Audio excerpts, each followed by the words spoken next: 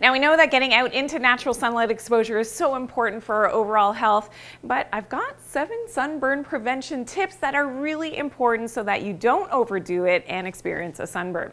Okay, tip number 1 is to make sure that you're seeing that early morning sunlight. This means as close to that sunrise as possible. That first hour of the day after the sun has risen, there is no UV present, so there's no possibility of getting a sunburn or even a tan at that time. And what you want to make sure is that you're not wearing sunglasses. Of course, you're exposing as much skin as possible to that natural morning sun, and you don't have sunscreen on. Now, this is going to be important because your skin later in the day is going to start to make something called urocanic acid from the amino acid histidine. Now, this becomes important because that's your own natural sunscreen that your skin starts to make. So that's important for later in the day when the UV is stronger, but your eyes and your skin start to get those signals properly from that natural sun first thing in the morning.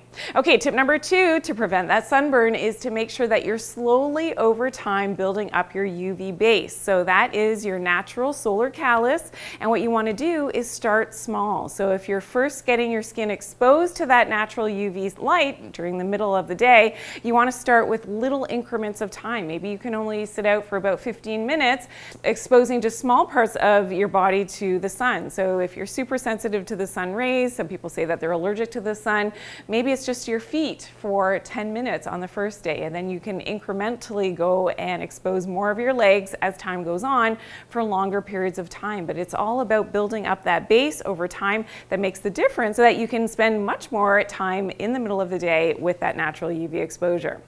Okay, tip number 3 is to make sure that you're covering up. You're going to seek shade when you know that you've had enough. So when you start to get a little bit pink, you're having a histamine response in the skin now. You're also seeing that more blood flow is coming to the surface of your skin.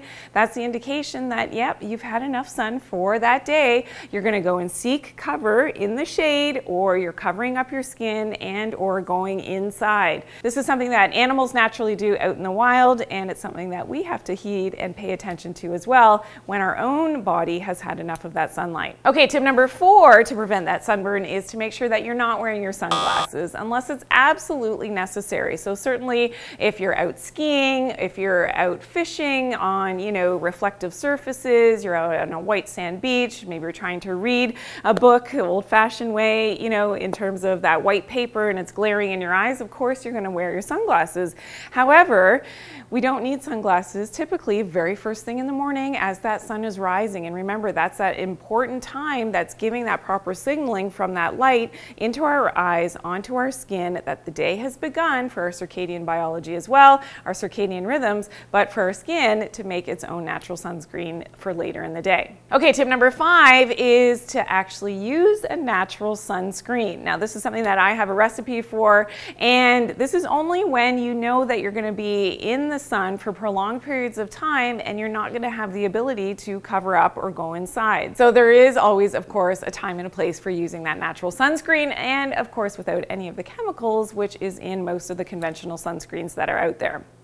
Okay, tip number 6 is to eat more tomatoes and watermelon. Now, these are great because they naturally contain something called lycopene. They're loaded with antioxidants, but that lycopene acts as a natural antioxidant and prevention, so it's a natural sunscreen against having UV damage on your skin from the suns. And yes, when do tomatoes and watermelons grow? Well, usually they grow depending on where you live, in the summertime when we're naturally getting more of that UV exposure. And tip number 7 to prevent those sunburns is to see the sunset. Now, this is interesting because those red rays, the infrared, the far infrared from the sun, are actually very healing to the skin. They help to build collagen. This is one of the reasons why red light therapy is so popular and so great at helping with the anti-aging process, helping to build our own collagen. But as the sun is setting now, again, with our circadian biology, it is telling the body that it's time for rest and repair, secreting your own melatonin for that good night's sleep. And of course, our skin, if we did have a little bit too much sun damage during the day, it's going to repair itself overnight when we have that good night's sleep. So that's why seeing that sunset